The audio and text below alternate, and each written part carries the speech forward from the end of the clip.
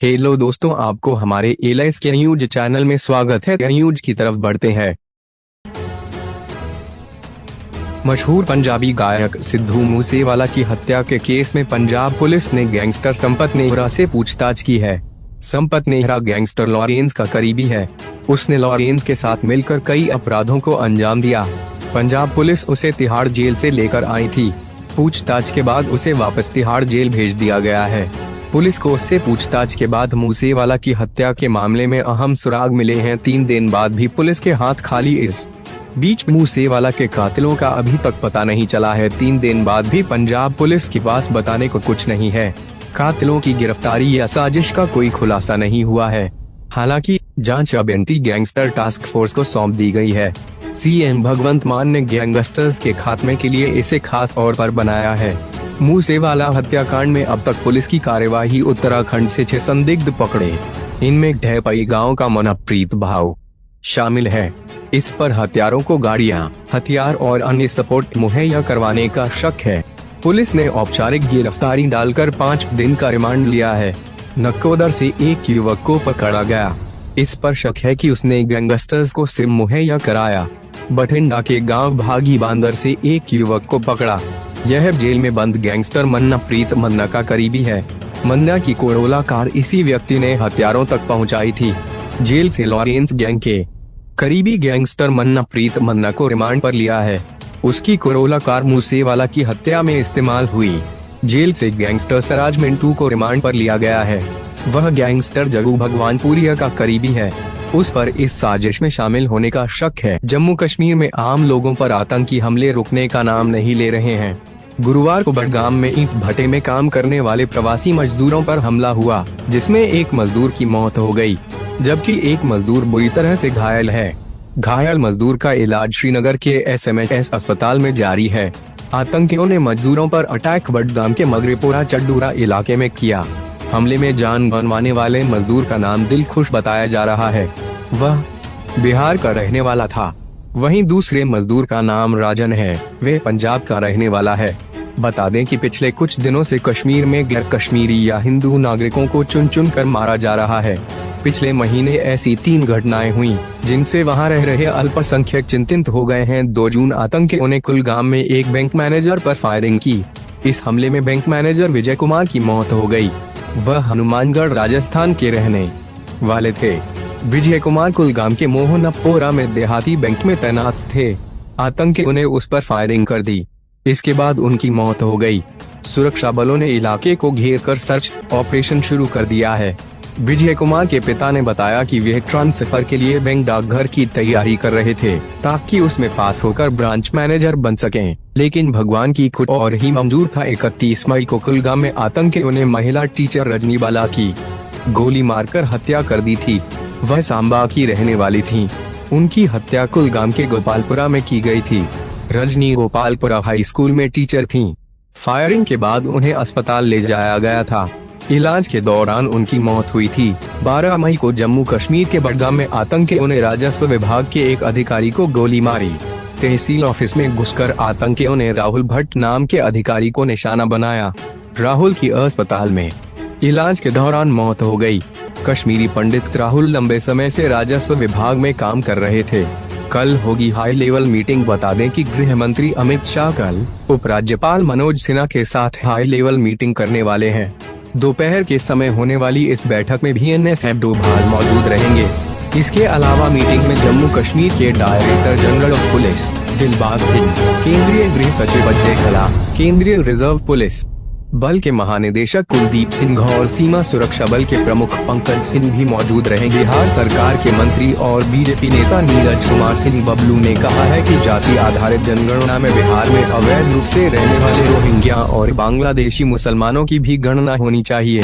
नीरज कुमार सिंह बबलू का तर्क है कि पिछले कुछ सालों में बिहार में मुस्लिम आबादी काफी तेजी से बढ़ी है और ऐसे में जाति आधारित जनगणना से स्पष्ट हो जाएगा कि बिहार में मुसलमान आबादी किस रफ्तार से बढ़ रही है। इससे पहले केंद्रीय मंत्री और बीजेपी के फायर ब्रांड नेता गिरिराज सिंह ने मांग उठाई है कि बिहार में अवैध रूप से रहने वाले रोहिंग्या और बांग्लादेशी मुसलमानों की गणना जाति आधारित जनगणना के दौरान नहीं होनी चाहिए। बिहार सरकार में मंत्री नीरज कुमार सिंह बबलू ने कहा है कि जाति आधारित जनगणना से स्पष्ट हो जाएगा कि किस समाज के लोगों की कितनी जनसंख्या बड़ी है, खासकर अल्पसंख्यक समाज की। बिहार में जो घुसपैठिए रहते हैं, चाहे वह रोहिंग्या मुसलमान हो या फिर बांग्लादेशी, ये सभी चाहे वैध रूप से रह रहे हो या फिर अवैध रूप से, उनकी भी गिनती होनी चाहिए। बबलू ने अल्पसंख्यकों पर निशाना साधते हुए आशंका जताई कि ऐसे भी कई मुस्लिम समाज के लोग हैं जो 3 से 3 बीवियां रखते हैं या फिर उनके 15 से 20 बच्चे होते हैं और यह संख्या छुपाने के लिए वे गणना नहीं करवाना चाहते हैं। अगर वे चाहते हैं कि जाति आधारित जनगणना के दौरान एक एक व्यक्ति की गणना होनी चाहिए। नीरज बबलू ने कहा कि बिहार में कई ऐसे भी लोग रहते हैं जो जब गिनती शुरू होती है तो वे गिनती छुपाते हैं। कई लोगों के 3 बीवियां और 15 से 20 बच्चे होते हैं जिसकी वे गणना नहीं कराना चाहते हैं। मैं चाहता हूं कि इस एक व्यक्ति की गणना होनी चाहिए ताकि यह स्पष्ट हो जाएगी अल्पसंख्यक समाज की आबादी कितनी तेजी से बिहार में बढ़ी है। मुलाकात हुई, क्या बात हुई? इंडियन डिप्लोमेट्स अफगानिस्तान में तालिबान की सरकार बनने के बाद पहली बार काबुल पहुंचे। यहां उनकी मुलाकात तालिबान के विदेश मंत्री आमिर खान मुत्तकी से हुई। एक सफर के इस बैठक को किस तरह देखते हैं और भारत के इस दौरे की वजह क्या है, बता रहे हैं सीनियर फॉरेन पॉलिसी एक सपत कमर आगा सचिन पायलट की तल्खियां। कल सचिन पायलट ने सोनिया और राहुल गांधी को ऐप का बुलावा भेजने पर बीजेपी को कोसाही, साथ साथ अशोक गहलोत को भी लपेट लिया। इसके बाद मीडिया से बात करते हुए पायलट ने सूबे की सत्ता में कांग्रेस की बैक टू बैक वापसी नहीं करने पर भी सवाल उठाए। पायलट के फिर से कल छोटे तेवरों के पीछे की कहानी क्या है, बता रहे हैं राजस्थान की पॉलिटिक्स को समझने वाले सीनियर जर्नलिस्ट त्रिभुवन जंग का। हासिल क्या 100 दिन हो गए आज, रूस यूक्रेन युद्ध जारी है। प्रतिबंध, तेल, गैस, कोयला, हथियार, लंबी दूरी के रॉकेट पर विद्वानों के चिंतन मनन के बावजूद युद्ध चल रहा है। किंग कोबरा बेहद खतरनाक सांप माना जाता है। इसे देखकर ही अच्छों की हालत खराब हो जाती है। ऐसे में जब एक रेलवे स्टेशन पर ये सांप नजर आया तो लोग डर गए। इसकी तस्वीर सोशल मीडिया पर काफी वायरल हो रही है। IAS समेत कई अधिकारियों ने इस पर रिएक्ट किया है। दरअसल किंग कोबरा स्टेशन मास्टर के केबिन में घुसकर उनकी मेज पर फन फैलाकर बैठा हुआ था। यह देखकर वहां मौजूद एक शख्स डर गया। वायरल हो रही तस्वीर में देखा जा सकता है कि कैसे वो शख्स सांप से डरा सहमा दूर एक सीट पर बैठा नजर आ रहा है। बता दें कि इस फोटो को ट्विटर पर @help007 नाम के यूजर ने शेयर किया है। फोटो के कैप्शन में लिखा है कि कोटा डिवीजन में एक 6 फीट का कोबरा रेलवे ऑफिसर के पैनल रूम में बैठा हुआ है। हालांकि इसकी वजह से व्यस्त ट्रेन रूट पर रेल सेवाओं पर कोई असर नहीं पड़ा। इस स्टेशन पर प्रतिदिन हजारों इंजीनियरिंग मेडिकल कैंडिडेट्स की भीड़ उमड़ती है। आयुक्त संजय कुमार लिखते हैं, कोई पूछ लेता कहाँ जाना है।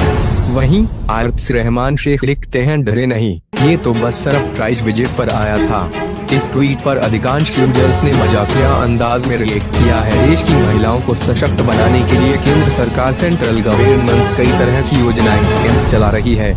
सरकार की पूरी कोशिश है कि देश की महिलाएं आर्थिक रूप मजबूत और स्वतंत्र बने। महिलाओं को आत्मनिर्भर बनाने के लिए केंद्र सरकार ने प्रधानमंत्री फ्री सिलाई मशीन योजना 2022 की शुरुआत की है। इस स्कीम के तहत देश की महिलाओं को सरकार की ओर से मुफ्त में सिलाई मशीन फ्री सिलाई मशीन दी जा रही है। इस स्कीम का लाभ लेने के लिए महिलाओं को बस एक आवेदन अप्लाई फॉर सिलाई मशीन योजना करने की जरूरत है। इतनी महिलाओं के लिए है स्कीम। केंद्र सरकार की ये योजना हर एक राज्य की 50,000 महिलाओं के लिए तैयार की गई है। PM फ्री सिलाई मशीन योजना 2022 के तहत बिना किसी खर्च के महिलाओं को सिलाई मशीन मिलेगी। 20 से 40 साल की उम्र की महिलाएं इस स्कीम के लिए आवेदन सिलाई मशीन योजना रजिस्ट्रेशन कर सकती हैं। ऐसे करें, ऑनलाइन आवेदन गांव और शहर दोनों जगह की महिलाओं को इस योजना का लाभ मिलेगा। इसके लिए आप ऑनलाइन भी आवेदन ऑनलाइन रजिस्ट्रेशन कर सकते हैं। अप्लाई करने के लिए इसकी आधिकारिक वेबसाइट www.india.gov.in पर जाएं। होम पेज पर आपको सिलाई की फ्री सप्लाई के लिए आवेदन करने के लिए लिंक मिलेगा। लिंक पर क्लिक कर आवेदन पत्र एप्लीकेशन लेटर के PDF का प्रिंट निकलें और फिर फॉर्म को भर दें। साथ ही जरूरी डॉक्यूमेंट्स को अटैच कर दें। इसके बाद फॉर्म को संबंधित ऑफिस में जमा कर दें। आपके आवेदन पत्र की जांच अधिकारियों द्वारा की जाएगी। अगर फॉर्म में भरी हुई सभी जानकारी सही पाई जाती है तो आपको मुफ्त में सिलाई मशीन दे दी जाएगी। मुफ्त में सिलाई मशीन पाने के लिए जरूरी डॉक्यूमेंट्स आधार कार्ड, जन्मतिथि प्रमाण पत्र, आय प्रमाण पत्र, mobile number, passport size photo. कौन है इस स्कीम का पात्र? आवेदकों को भारत का नागरिक होना चाहिए। उम्मीदवार की आयु 20 से 40 वर्ष के बीच होनी चाहिए। देश में केवल आर्थिक रूप से कमजोर महिलाएं ही इस योजना का लाभ ले सकेंगी। महिला आवेदक के पति की सालाना आय 12,000 रूपए से अधिक नहीं होनी चाहिए। इस योजना के तहत विधवाएं और दिव्यांग महिलाएं भी आवेदन कर सकती हैं और लाभ उठा सकती हैं। पीएम मुफ्त सिलाई मशीन योजना फिलहाल देश के कुछ ही राज्यों में चल रही है। इनमें हरियाणा, गुजरात, महाराष्ट्र, बिहार, उत्तर प्रदेश, कर्नाटक, राजस्थान, मध्य प्रदेश, छत्तीसगढ़ जैसे राज्यों में चल रही है। इन राज्यों की महिलाएं इस स्कीम का लाभ उठा सकती हैं।